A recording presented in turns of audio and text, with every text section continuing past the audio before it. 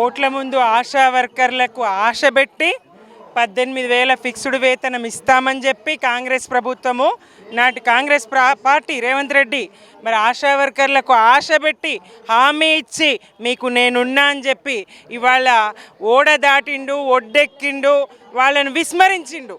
వాళ్ళకు 18,000 వేతనం జీతం ఇస్తానన్న మాట తప్పడమే కాకుండా నెల నెల జీతం కూడా ఇస్తలేడు. మీ నుంచి న్యూట్రిషన్ గర్భిణీ స్త్రీలకు ఇచ్చేటువంటి న్యూట్రిషన్ కిట్ ఆపేసిండ్రు, పసిపిల్లలకి ఇచ్చేటువంటి కేసీఆర్ కిట్ ఆపేసిండ్రు. ఆడపిల్ల పుడితే 13,000, మగపిల్లాడు పుడితే 12,000 ఇవి ఇచ్చేటి కేసీఆర్ ఇచ్చినటువంటి వాటిని కూడా ఆపేసిండ్రు. దీంతో ప్రైవేటుకి ఎవరన్నా వెళ్తే ఎందుకు ప్రైవేటుకు వెళ్తున్నారు, అది మీ విఫలమని ఆశాల మీద ఒత్తిడి పెంచుతూ ఉన్నారు. మీరు వాళ్ళతో పని చేయించుకుంటున్నారు. టీబీ నివారణ, క్షయ నివారణకు, అలాగే మాతా శిశు మరణాలు తగ్గించడానికి వాళ్ళ సేవలు వాడుకుంటున్నారు. డాక్టర్లకు కూడా 24 గంటల డ్యూటీ ఉంటుందో లేదో కానీ ఆశాలకు 24 గంటల డ్యూటీ. ఏ అర్ధరాత్రి, ఏ అపరాత్రి ఎక్కడి నుంచి ఫోన్ వచ్చినా, ఏ గర్భిణీ స్త్రీ పురుడు పోసుకునే సమయమైనా వాళ్ళని తీసుకొని ఆసుపత్రులకు పరిగెత్తాలి. బయట కుక్కలు ఉన్నాయా, ఇంకోటి ఉన్నదా, రాత్ర పగల వాళ్ళకి సంబంధం లేదు. వాళ్ళు ఆ క్షణమే ఆ గర్భిణీ స్త్రీకి దగ్గరికి చేరాల్సి ఉంటుంది, ఆ ఇంటికి చేరాల్సి ఉంటుంది. ఇట్లా రాత్రి పగళ్ళు మరిచి సేవలు అందిస్తున్నటువంటి ఆశా వర్కర్లకు మరి కేసీఆర్ గారు నాడు 300 వేతనం నుంచి జీతం నుంచి ప్రారంభమైతే కేసీఆర్ గారు వచ్చినాక దప్పదప్పాలుగా పెంచి వాళ్ళకు దాదాపు 10,000 జీతం ఇప్పుడు అందుతూ ఉన్నది. నేను 18,000 ఇస్తాను జూటా మాటలు చెప్పి నాడు కాంగ్రెస్ ప్రభుత్వము ఒడ్డెక్కింది. ఇవాళ ఆశా వర్కర్లు వాళ్ళకు ఓడమల్లనలు అయిపోయినరు. వాళ్ళు కాంగ్రెస్ ప్రభుత్వం ఒడ్డెక్కినాక వీళ్ళు ఓడమల్లనలు అయిపోయినరు. వీళ్ళని కనీసము అడిగే అర్హత లేదు. మహిళా మంత్రులు ఉన్నారు ఇద్దరు. అమ్మ సీతమ్మ తల్లి, మీరు మహిళల కోసం చేస్తున్న ఇది పేదల ప్రభుత్వం, ఇది ప్రజల ప్రభుత్వం, ప్రజాపాలన అని చెప్తారు కదా. ఆశాలు ప్రజలు కాదా? వాళ్ళకు ఆరోగ్య భద్రత వద్దా? వాళ్ళకు మెడికల్ హెల్త్ కార్డులు వద్దా? వాళ్ళకు ఇన్సూరెన్సులు వద్దా? వాళ్ళు ఏం పాపం చేసిండ్రు? కాంగ్రెస్ ప్రభుత్వాన్ని నమ్మడమేనా వాళ్ళు చేసిన పాపం? కాంగ్రెస్ పార్టీని నమ్మి, మిమ్మల్ని నమ్మి పనిచేసినందుకేనా ఇవాళ వాళ్ళని మోసగించేది? వాళ్ళ నిరసనం తెలియజేయనియరా? ఇవాళ వేలాది మంది ఆశాలు రాష్ట్ర వ్యాప్తంగా వస్తే బస్సులలో ఆపి ఎక్కడికక్కడ పోలీసుల నిర్బంధం కొనసాగుతూ ఉంది. వీళ్ళకి నిన్నటి వరకు కూడా పర్మిషన్ ఉందని చెప్పి హఠాత్తుగా పర్మిషన్ లేదు మిమ్మల్ని రానేమని చెప్తారు. కొందరిని కూడా ఇక్కడ మర్రిచెన్నారెడ్డి మెమోరియల్ దాంట్లో అక్రమంగా బంధించిన పరిస్థితి కూడా ఉంది. ఎక్కడికక్కడ ఆశాలను నిర్బంధించారు. ఇందాక నేను వస్తూ ఉంటే ఒక 10 DCMలు అక్కడ ఉన్నాయి.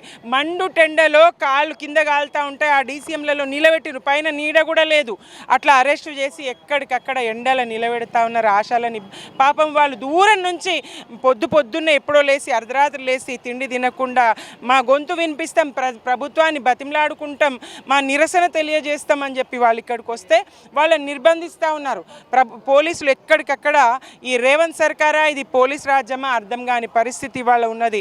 ఆశాల న్యాయమైన డిమాండ్లు, ప్రజలకు దగ్గరగా ఉండేది ఆశాలు. గర్భిణీ స్త్రీలకు, పేద మహిళలకు, పేద పేషెంట్లకు, పేదలకు దగ్గరగా ఉండి సేవలు చేసేది. సంపన్నులు ఏదో ప్రైవేట్ ఆసుపత్రులకు వెళ్తారు, కానీ పేదలకు ఎవరు దిక్కు?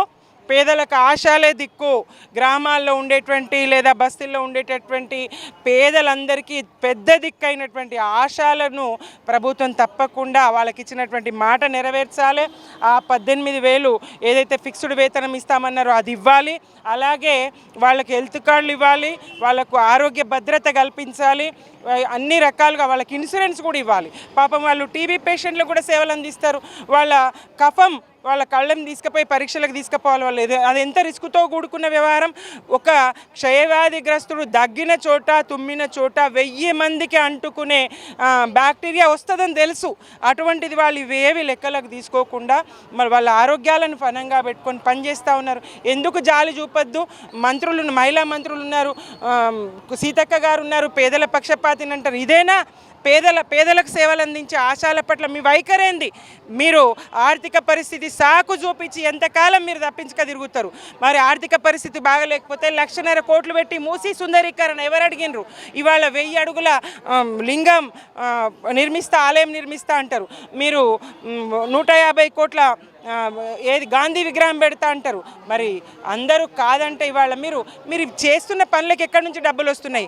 3,40,000 పైచిలకు కోట్ల అప్పు చేసినామన్నారు రాష్ట్ర ఆదాయం కాకుండానే. ఇంత పెట్టుకొని పైసలు లేవు, అప్పుల పాలు చేసిపోయిండు కేసీఆర్. ఎప్పుడన్నా కేసీఆర్ అప్పులు అన్నాడా? ఎప్పుడన్నా సమయానికి ఇవ్వకున్నాడా? కరోనా లాంటి కష్టకాలంలో రూపాయి ఆదాయం లేని కాలంలో కూడా మీ వేతనాలు ఆగినాయా? మీ జీతాలు ఆగినాయా? మరి అంత మంచిగా కేసీఆర్ కడుపున పెట్టి సాదుకుంటే ఇవాళ రేవంత్ సర్కార్ వాళ్ళని రోడ్న పడేస్తూ ఉన్నది.